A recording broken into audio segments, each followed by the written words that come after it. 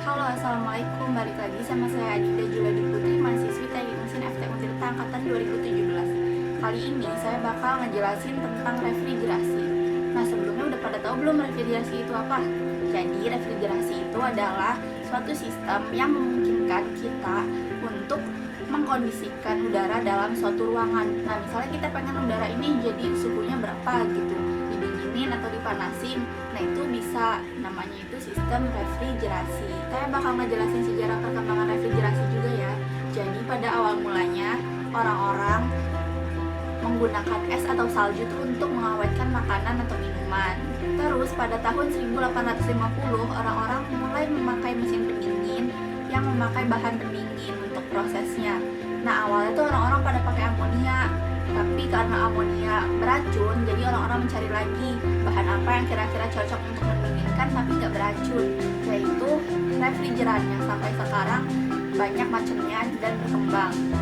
Nah, kalau yang tadi itu saya cerita dari sisi bahan pendinginnya kan, sekarang saya bakal cerita dari sisi sistem kerjanya. Jadi sejarah sistem pendinginan ini dimulai dari orang-orang yang hidup dengan kelembapan udara yang rendah, yaitu orang-orang di Timur Tengah. Mereka melakukan proses pendinginan untuk mendinginkan ruangan dengan proses evaporasi namanya. Nah, jadi mereka tuh gantungin tikar di depan rumahnya, tikarnya ini tikar basah, untuk mendinginin ruangan di dalam rumahnya itu. Terus pada abad ke-15 Leonardo da Vinci merancang suatu mesin pendingin evaporatif dengan ukuran besar.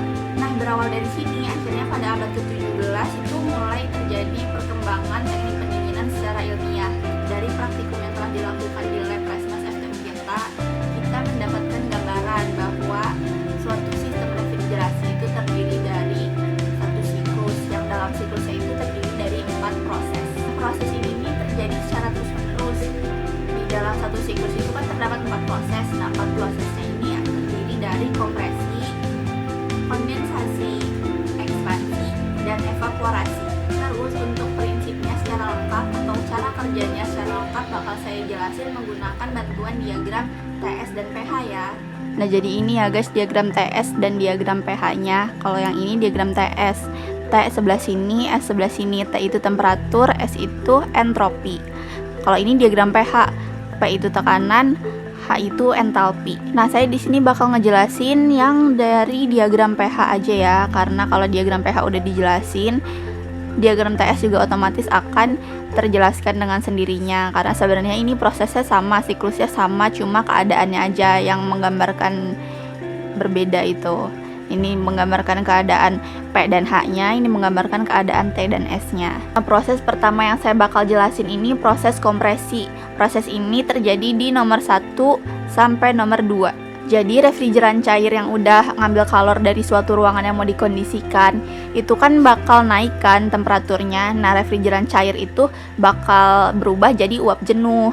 Nah, terus untuk ngebuang kalor dari uap jenuhnya ini ke lingkungan, itu tekanannya tuh harus lebih besar dari tekanan lingkungannya.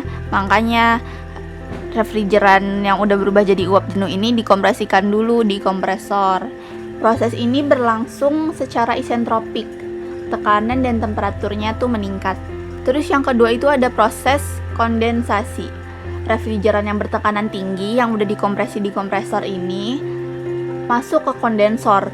Nah, di kondensor ini kalornya bakal dibuang ke lingkungan, sehingga fasanya yang tadi uap jenuh, dari uap jenuh bakal berubah menjadi cair jenuh. Proses ini berlangsung secara isobar. Terus yang ketiga itu ada dari 3 ke 4. 3 ke 4 ini proses ekspansi, berlangsung secara isoentalpi, terjadi penurunan tekanan dan temperatur. Bisa dilihat tekanannya turun, temperaturnya juga turun. Proses penurunan tekanan terjadi pada katup ekspansi yang berbentuk pipa kapiler yang berfungsi untuk mengatur laju aliran refrigeran dan menurunkan tekanan. Dan yang terakhir dari 4 ke 1 itu proses evaporasi namanya. Proses evaporasi ini berlangsung secara isobar dan isotermal di dalam evaporator. Jadi refrigeran itu nyerap panas ruangan itu berlangsung pada proses ini ya. Nah, pada proses ini tuh terjadi perubahan fasa. Refrigeran yang tadinya udah diekspansi, udah dikondensasi, yang tadinya udah jadi cair itu jadi uap lagi di sini.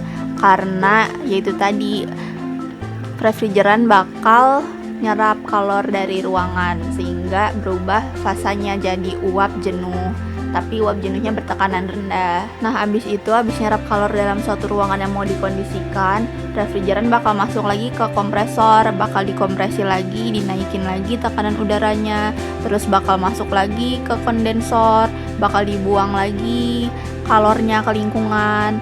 Terus setelah dibuang kalornya di ke lingkungan, refrigeran dalam bentuk cair jenuh lagi, terus diekspansiin, tekanannya turun, temperaturnya juga turun, jadi cair lagi, terus masuk lagi ke evaporator, di evaporator jadi uap jenuh lagi, kayak gitu terus siklusnya, ini muter terus kayak gini. Nah, ini nih apa sih panah-panah ini nih? Ini nih maksudnya di evaporator atau di proses evaporasi terjadi pemasukan kalor. Terus ini terjadi pengeluaran kalor. Kalau ini membutuhkan kerja karena kompresor kan butuh kerja atau butuh daya. Nah, segitu aja penjelasan tentang diagram TS dan pH. Terima kasih. Nah, segitu aja penjelasan dari saya. Kurang lebihnya mohon maaf. Wassalamualaikum warahmatullahi wabarakatuh. Terima kasih.